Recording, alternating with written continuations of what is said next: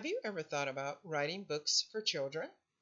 This episode features a presentation given to the High Desert chapter of the California Writers Club by award-winning children's author T.E. Watson.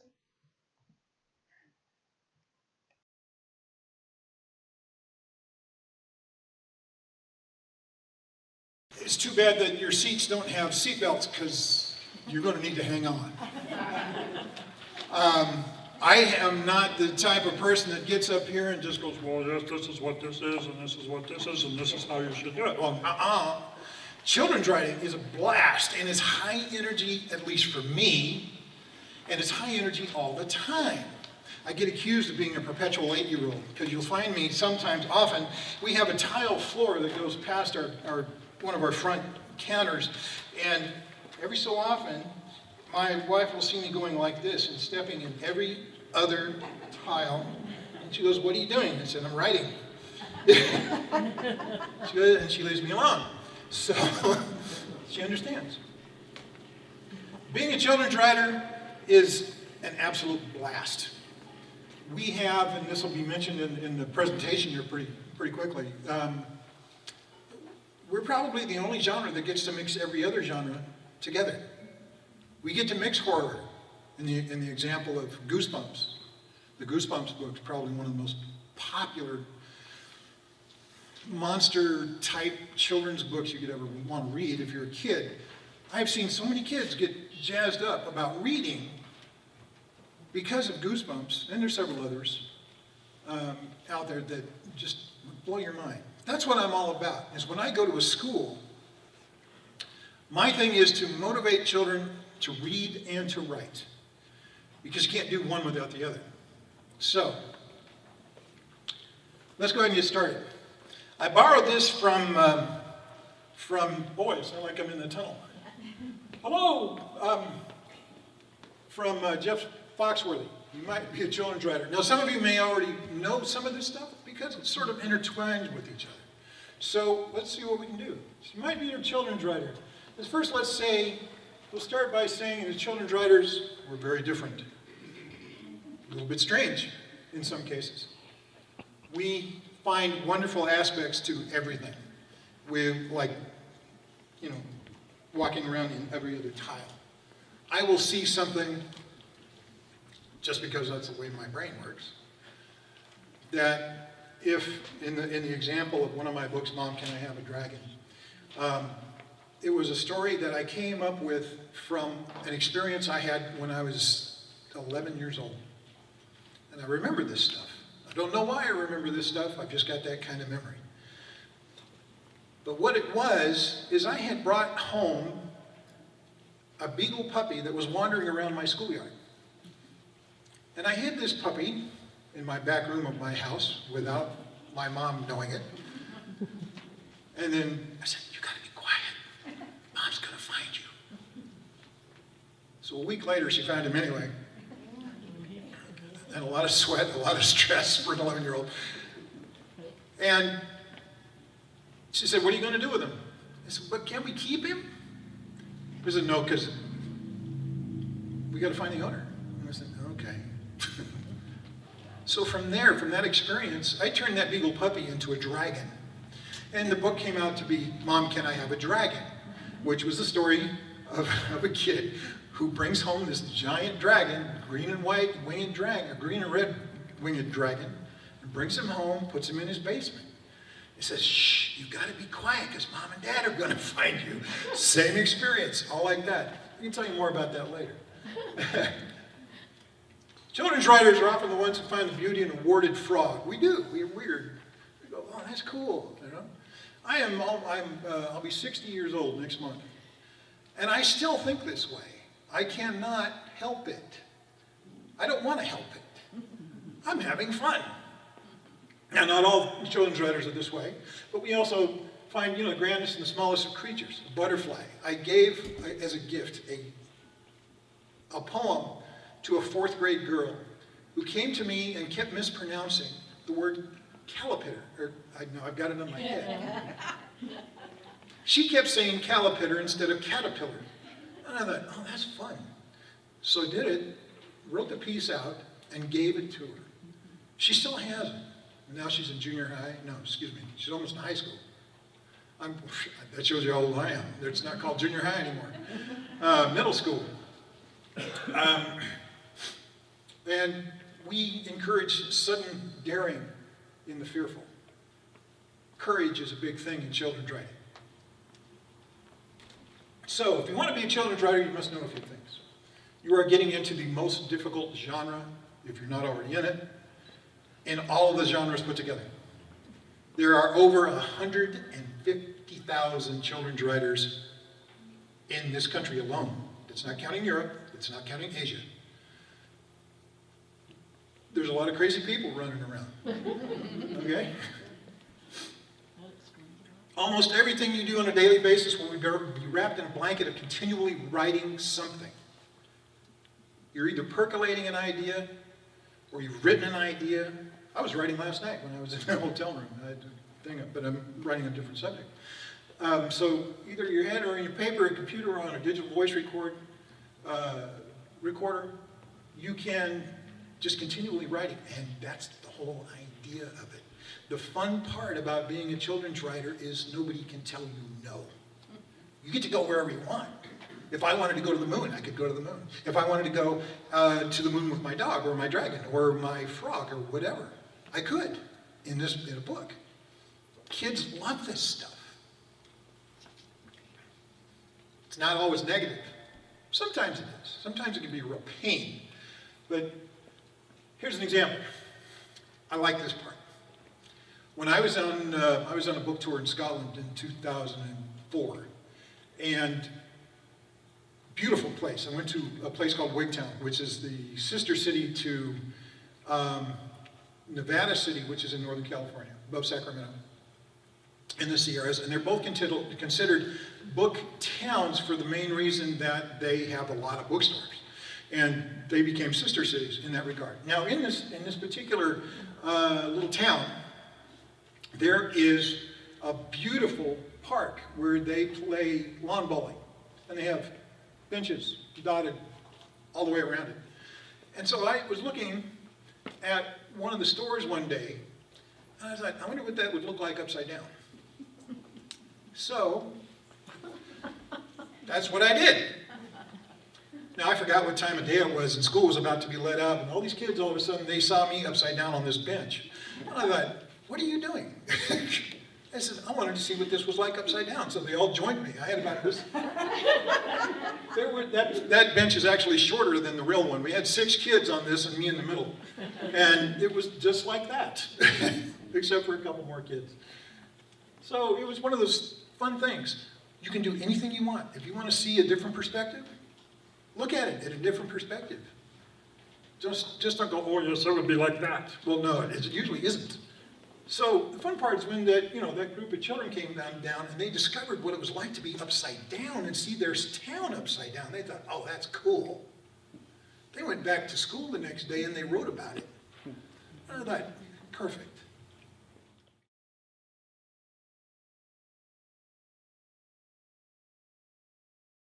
I'm Anne. I'm a scientist. Recycling takes a team. Why don't you let me and me help you out? Everyone plays a part. Don't trash I love taking stuff apart and building new things out of it. what could be treasure. Pal's my most advanced android. This is awesome. You haven't seen anything yet. Give your cardboard box another life. Recycle. We're observant. All writers actually must be observant, whether you're how-to, fiction, nonfiction, whatever you are. You've got to be observant. It was once said that writers and comedians are two in the same breed. We observe so many different things in so many different ways. We can't help ourselves, and then we make somewhat great entertainment, but depends upon who you're talking to, I guess. But we're always percolating. We're always developing something in our heads.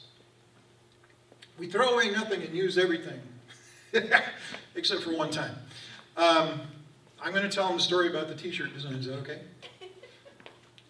I was just playing around with words one day, and I said, put something very dynamic, what I thought was very dynamic on the thing, and I said, well, that's garbage, and I threw it away. she dug it out of the garbage and made it into one of the best-selling t-shirt designs she ever did. So, and I never charged her royalties, but that's okay. Wonderful opportunity to use all your genres: how-to, mystery, adventure, fantasy, humor, biography, historical, and many, many, many, many, many, many others. There's not a single thing that you can't write for kids. Well, there is. There's a few, actually. I forgot about some of those. I don't deal with that stuff, so I'm okay.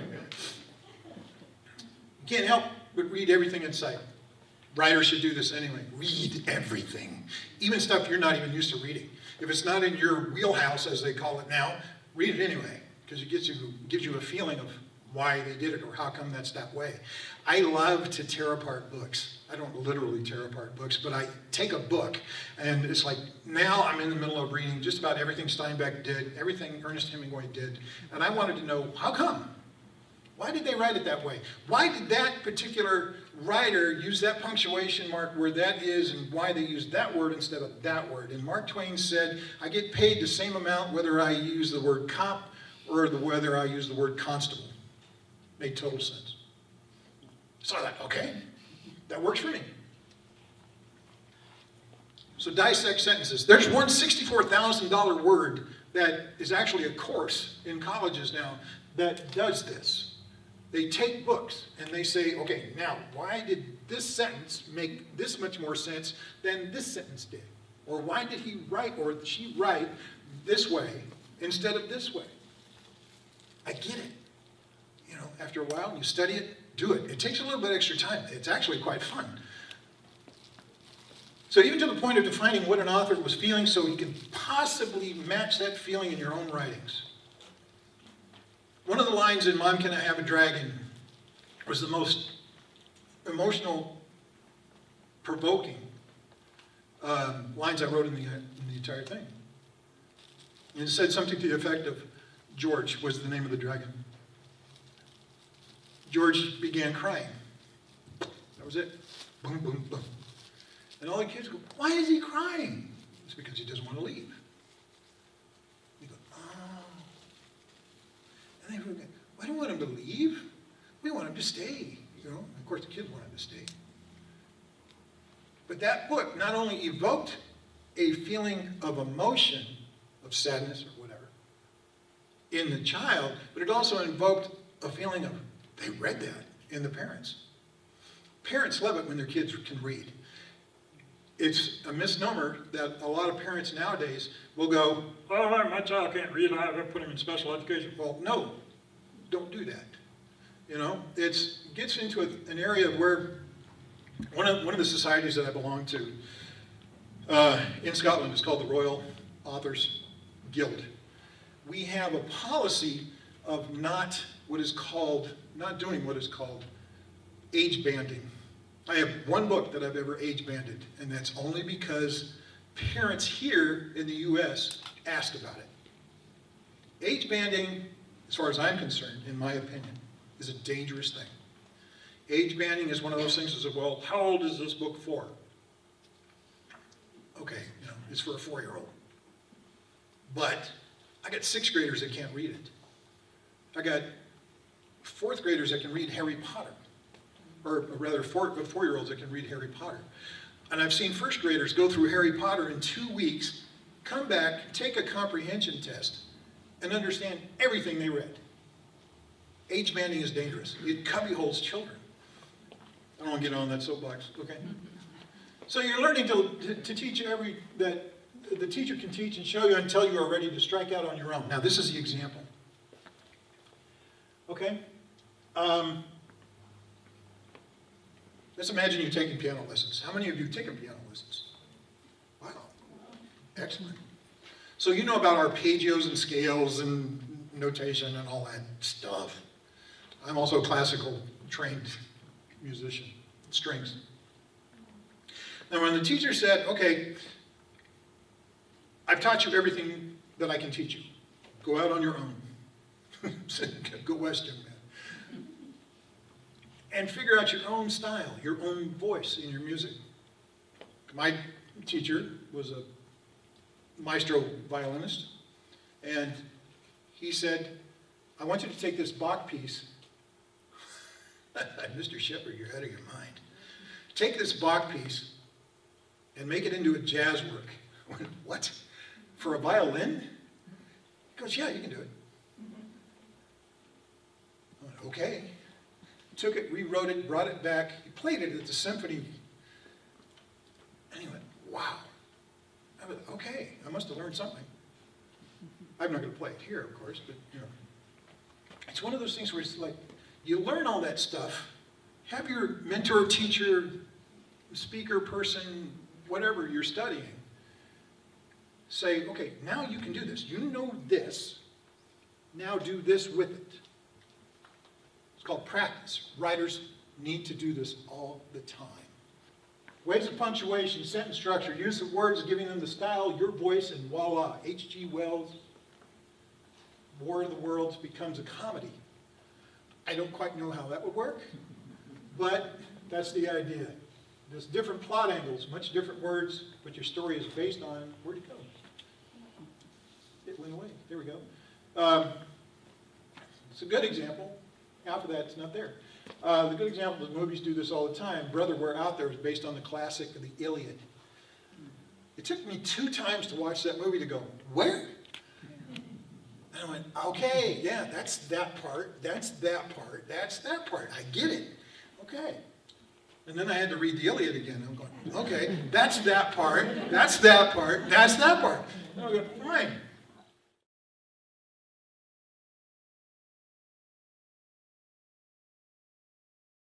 Adventure can be found anywhere, but the best place to start is in the forest. I spy something beginning with S. Snow? No. Snow-covered trees. Nothing to do with snow. Head outside to discover incredible animals and beautiful plants that come together to create an unforgettable adventure. Wow. So grab your loved ones Don't even. and explore a world of possibilities. Come on, this way. Visit discovertheforest.org to find the closest forest or park to you. We're all perfectionists. At least we'd like to think we are. It's very difficult for us. We beat up on ourselves. We are the worst. This is our downfall, many times. So even when the work is done, is as done as it can get, we're always finding something possibly that could be better. That's why God invented different editions. We have the first edition. That one's not quite right. Second edition. Third edition, 15th edition, 12th, and it goes on. I have been very fortunate. I have the books that I have here, I think the top is a 4th edition. Yes. Okay. I couldn't remember.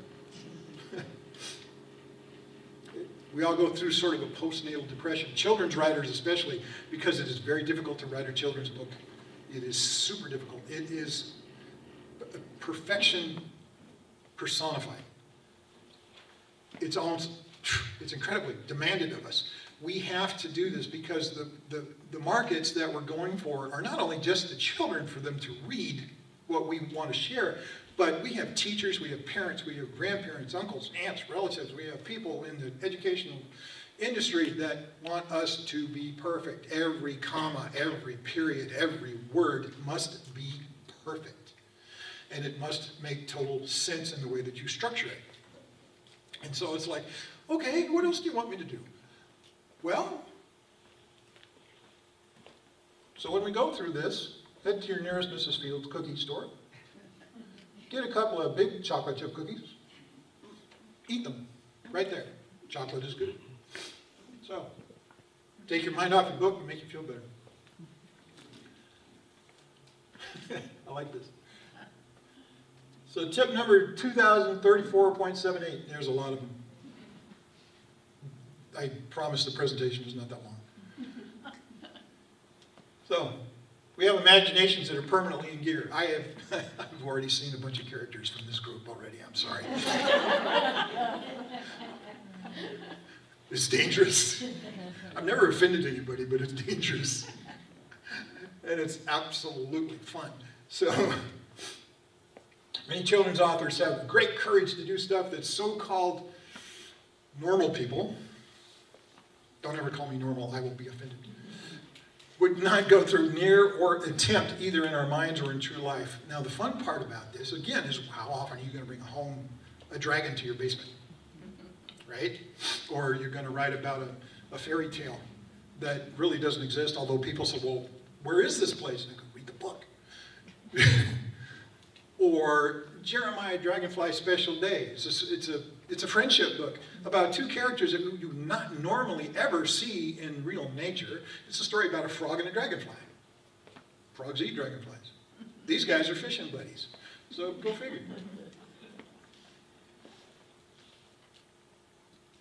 But one thing, and what this is talking about, is how else are you going to know what it is like if you don't experience it in some fashion? If you haven't had, and this takes a lot of courage, it really does, because people will go, what's wrong with you? I'm a children's writer. I have an excuse.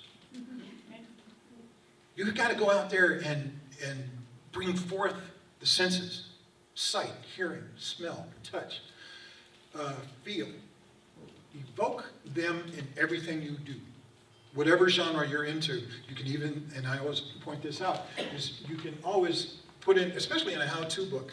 And people say, well, how can you evoke an emotion in a how-to book? I said, it's easy. Basically, the goal of a how-to book is to make your reader feel accomplished. And when they feel accomplished, they feel good. And if they feel good and they find that your reading, or what you have written, is good reading and helps them accomplish what they wanted to do, they will continue to buy your books. How's that for a marketing ploy? So everything you do, you've got to have some kind of senses. Now, write what you know about. That was the best advice I ever got. Write what you know and you'll always succeed. Whatever it is. It could be children's, it could be how-to, it could be fiction, it could be whatever, And if you don't know something about it, go find out, Don't be lazy. As writers, as good experienced professional writers, we are always doing this. We always research what we don't know. Example, I have 2 books here, which I've never ever done before, never even considered it before. This is a complete flip of genre for me. I went from children's to murder mysteries. And people are going, what is wrong with you? I said, I've got this in my head, I need to get it out. Every good writer of whatever genre will do this. You will do a flip. You will find something that you've never written about before, and you will try it. If it doesn't work, that's okay. So far, these are working. These are due out early next year. Now, the Light and Stone one was something that started out as a commission and took me a while to get, so I've got to, when it's done, I've got to send it to the agent back east who wanted it. And he said, when you get it done, let me know. And I said, okay, fine. This one comes out in October, this month. Children's writers use emotions in their work. Like I said before, you've got to evoke it. If your reader is not feeling what you were feeling, they'll turn you off. They'll go, this is boring. It goes with children's writing especially. If children's writing want to be happy or they want to feel a sense of gentility, like in Goodnight Moon, kids are not dumb. They pick up on stuff so quickly. When they have read something and they find it absolutely provoking to them, they can't help but pick it up and continue to read as a writer. Children's writers are not afraid to let their kid side be exposed. This happens to me a lot. I sort of get caught every so often. So mimic your kids or your spouse to get a sense of how they do stuff, and just let them know you're writing and you want to get a feel for what they are doing, and then tell them you're developing a character based on them, and they'll leave you alone. Had a contest with the local Rotary club, and I said, I'm going to auction off this opportunity, because I said, if anybody wins this contest, I'm going to put their name in the book, and then I'm going to kill them off. And they're like, oh, that's cool. I mean, nobody took me up on it. So, Anyway, if that happens, they might actually believe you, and they might help out when they find it's okay to let their childlike side come out. And this is not always fun and games. It's not always silliness. It can be very serious at the same time. My book, The Man Who Spoke at Cats, is my big award winner. I mean, it won Best Children's Book in 2009, which led to my receiving the Best Author of 2009 and my illustrator, Best Illustrator of 2009. Quite an award, quite a big award, because this is all done from peers. So if you find simple things, you can turn them into grand and glorious castles, and you can small winged birds into heroes, which I did in the mountain, or lonely and lost dragons into family members. You can be a children's dragon.